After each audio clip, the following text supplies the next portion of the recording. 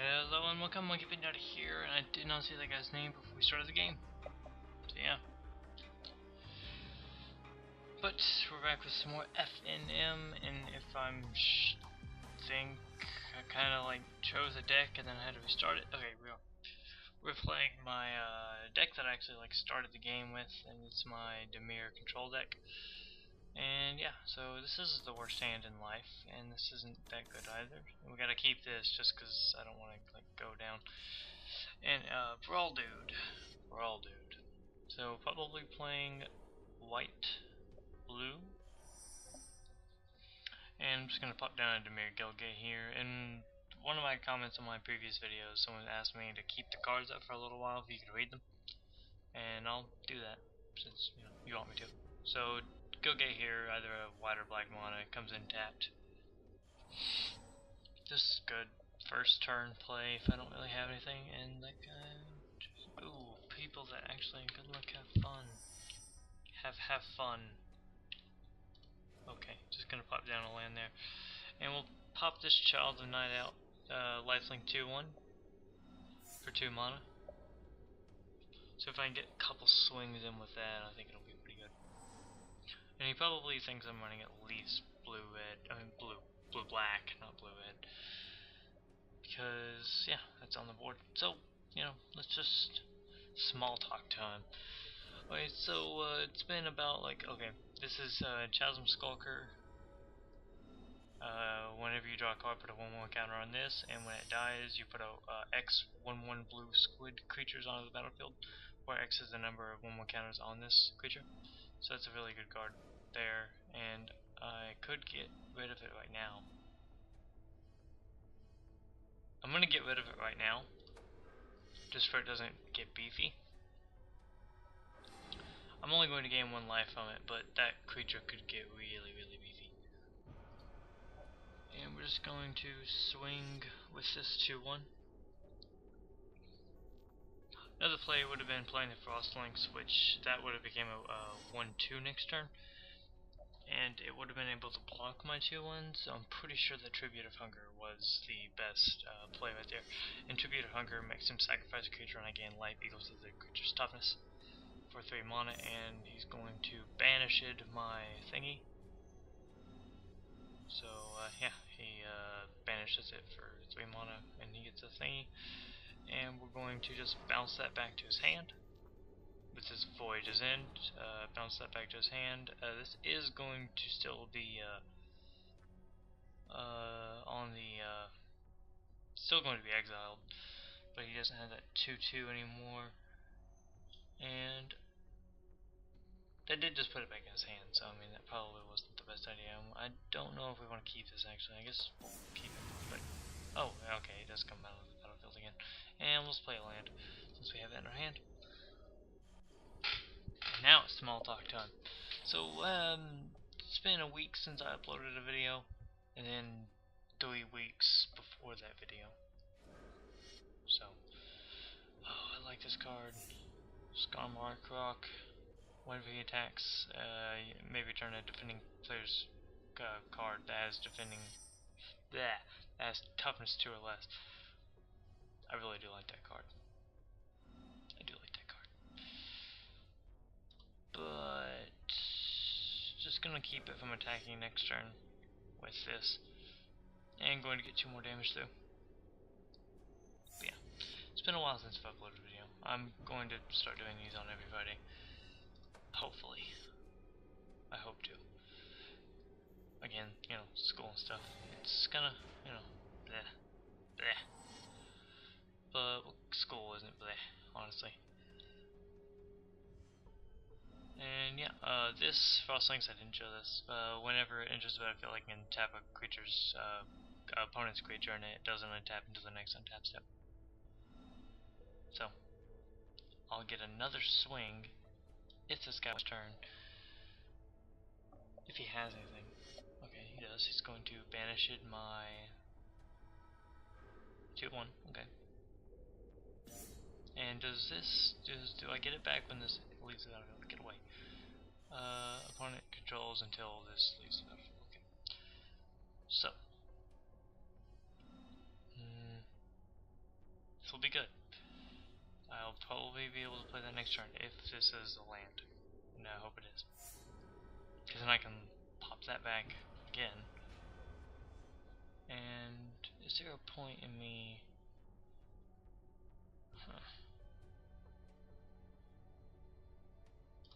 I guess. Because when he attacks with this, I'll block it and he'll probably pop that back. And this will trigger and then bring my 2-1 back. So I guess that was worth it. Because I might be able to play this next turn to remove his permanent from the board. But he'll, I don't know. I'll probably do that since I can get some damage through. Then another idea is to play this instead to 4/4, and I can block that, and I get to discard 2. So yeah, that's another option. It's going to attack for 3. It's going to pop this back to my hand. Or he should. Toughness 2 or less, so 2. There's just like really no reason for you to be thinking right now. There you go. So we do go back down to 22. So yeah, probably play this next turn. And then main phase, doesn't play anything. I'm kind of worried about his 6 cards in his hand. So we will play this first.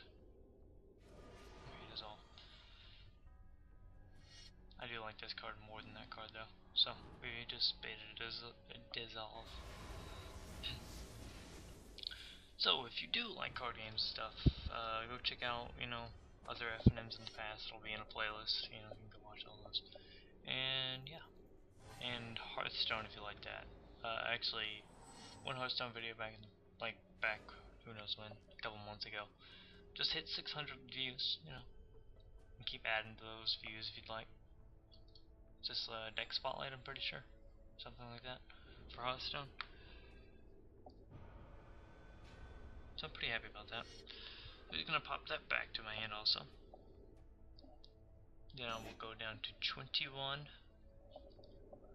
And I will be playing this next turn. I will, most definitely. Probably has another thingy though. Probably does. I wouldn't doubt it. So we'll just pop this out on the field. Hope he doesn't have. Oh, he does. Another dissolve. Oh, the control. Oh, the Azorius control. Or if you don't want to call it Azorius, because some people get rambly about that. Because it doesn't really have guild cards in it. I count this as a guild card though. My face, it just.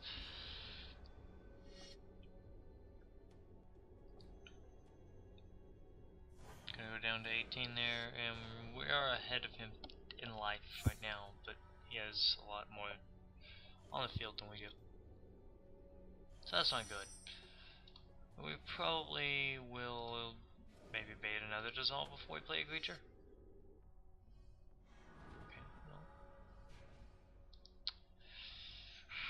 Oof, all these cards can be knocked back to my hand.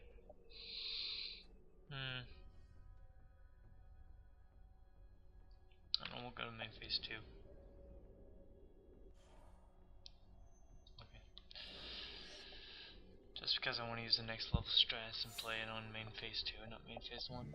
Okay, he's probably going to bounce that back to my hand. Honestly, there's no reason to use a spell.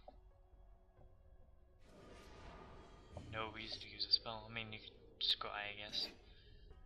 But, I mean, this has the ability to knock it back to my hand anyway, so it really wasn't. I don't know if it was worth it.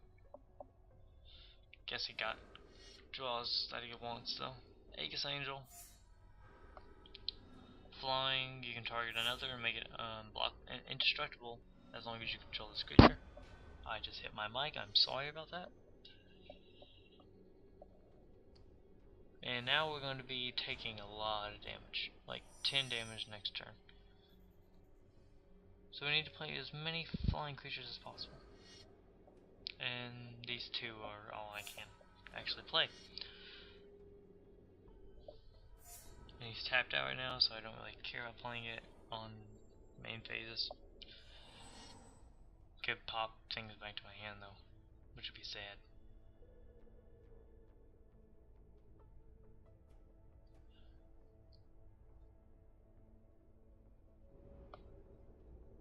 Combat phase.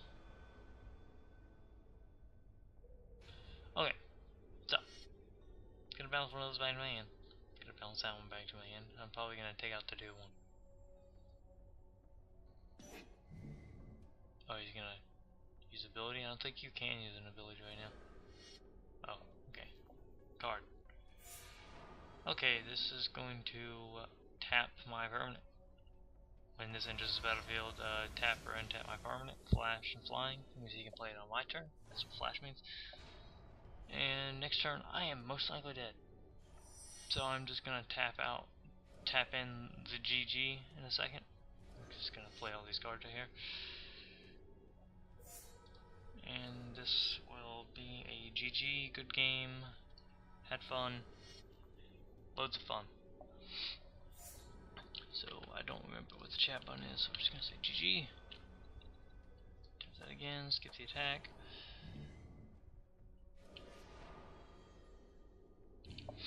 I had fun playing. Playing with you. Hi.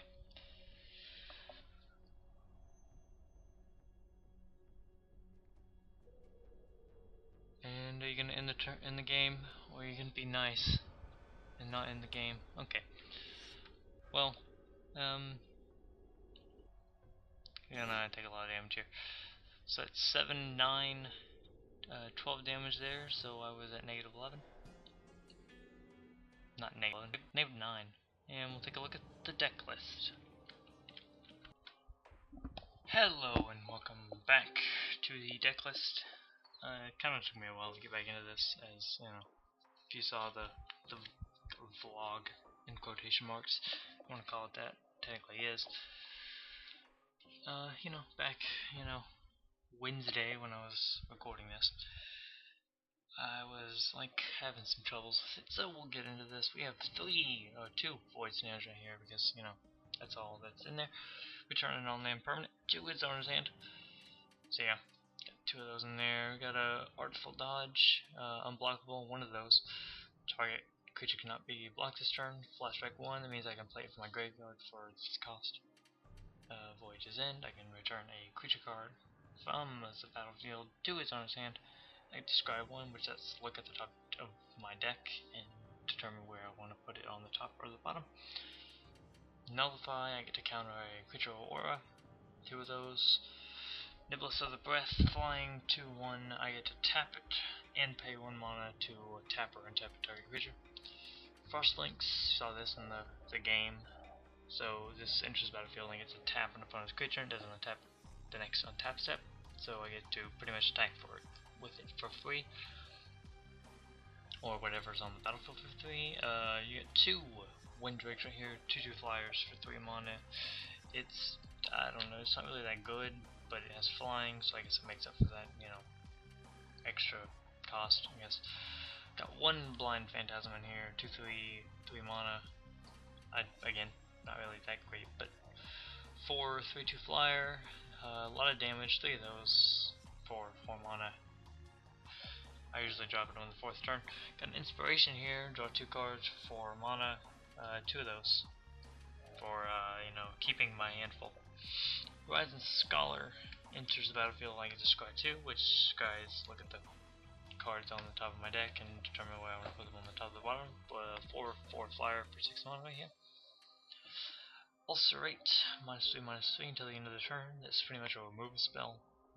For 1 mana, I lose 3 life also, but there's some life gain in here. Pretty much just this.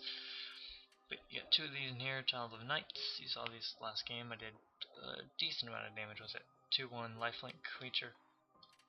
Walking Corpse, 2/2 body for 2 mana. It's decent on the mana cost. You got 2 of those in there. Tribute to Hunger. This is a really good card actually for removal. You make the opponent sacrifice a card and I gain life equal to the toughness of that creature. Got 2 of those in there. Mind Rod. Target player discards 2 cards for 3 mana. Got 1 of those in there. Cutthroat Maneuver, another lifelink able card, put that on some big creature already, and then, you know, give 2 creatures +1/+1 again, lifelink till the end of the turn. Which, you know, pretty good.